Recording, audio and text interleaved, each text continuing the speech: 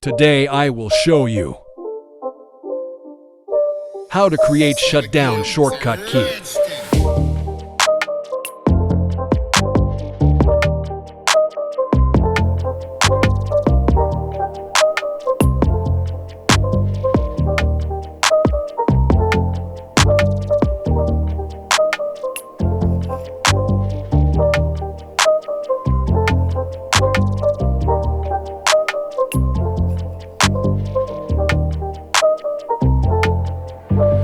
Change icon.